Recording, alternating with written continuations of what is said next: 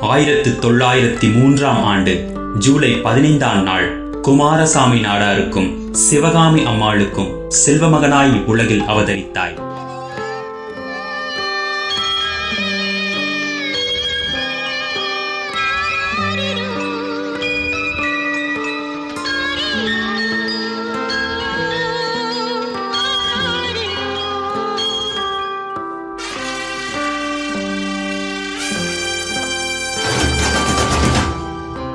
தேசப்பற்றை உயிர் மூச்சாக கொண்டு உன்னுடைய 16ஆம் அகவையில் ஆங்கிலேயருக்கு எதிராக போராடி வேதாரண்யம் போராட்டத்திற்காக சிறைவாசம் மேற்கொண்டாய். நீ போராடிய போராட்டங்கள் தான் எத்தனை, நீ புரிந்த சாதனைகள் தான் எத்தனையோ.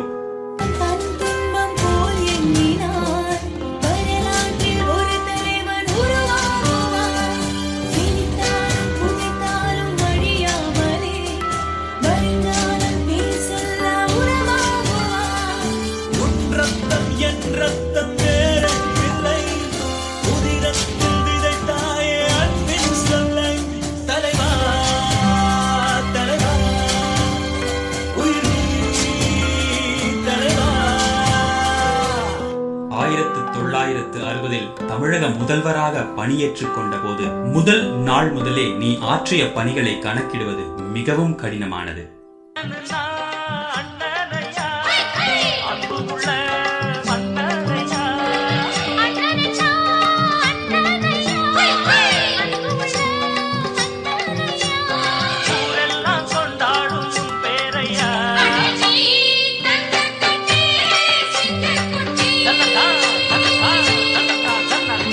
குலக்கல்வி திட்டத்தை கைவிட்டு 17,000 பள்ளிகளை திறந்து வைத்தீரே. ஏழை குழந்தைகளுக்கு மதிய உணவு திட்டத்தை தொடங்கி வயிறு மற்றும் அறிவு பசியை ஒரு சேர அமர்த்திய தாயல்லவா நீர்.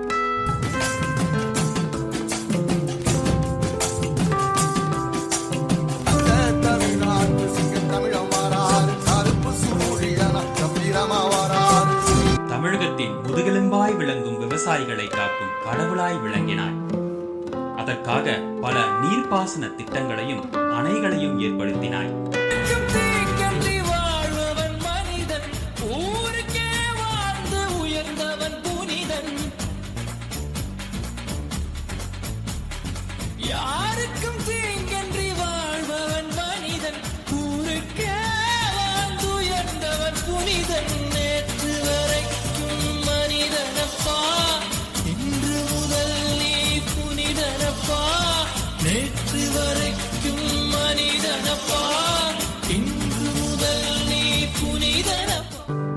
மக்கள் மனதிலே முடிசூடா மன்னன் நீ.